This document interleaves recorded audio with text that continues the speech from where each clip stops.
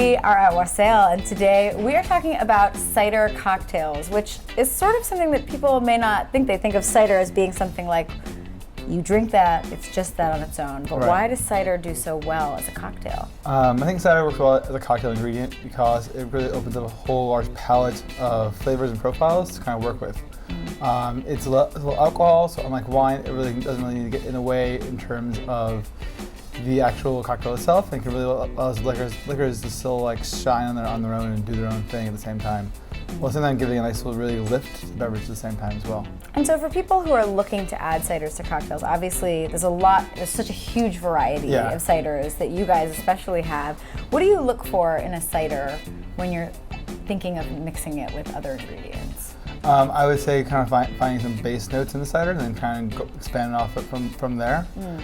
So some of the Spanish ciders that are very kind of savory and earthy, and maybe finding some kind of like similar kind of funky or earthy flavors. And what spirits have you found go really well, and what spirits never work? Like, what do you think pairs the best? I personally like those more like kind of savory flavors, like the agricole rums and agave spirits. I think are really great blenders for, or even some kind of brandies too, and obviously like Calvados. And then what about non-spirits? You know, just adding in extra flavors. You know, are there certain things that you've found pair well, spices or other liquids? Like, what have you found works well beyond the spirit world? Different kind of juices. Like one of our producers from upstate brought down like cider shandy. That was pretty awesome. As long as you're not going to cover up the fruit itself behind it, you're going to be allowed to have really a lot of flexibility in terms of cocktail ingredients.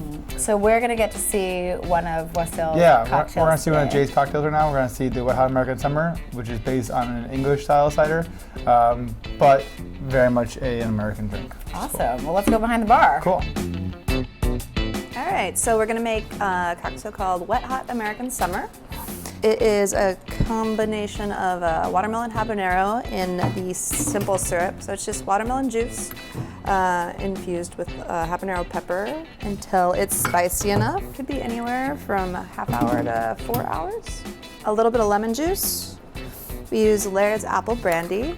Instead of using 2 ounces of apple brandy, we do 1 ounce of apple brandy and 1 ounce of gin, which kind of cuts down on the fruit factor and adds an herbal kind of character. In addition to that, barbecue bitters, which kind of is super delicious with the watermelon and the habanero.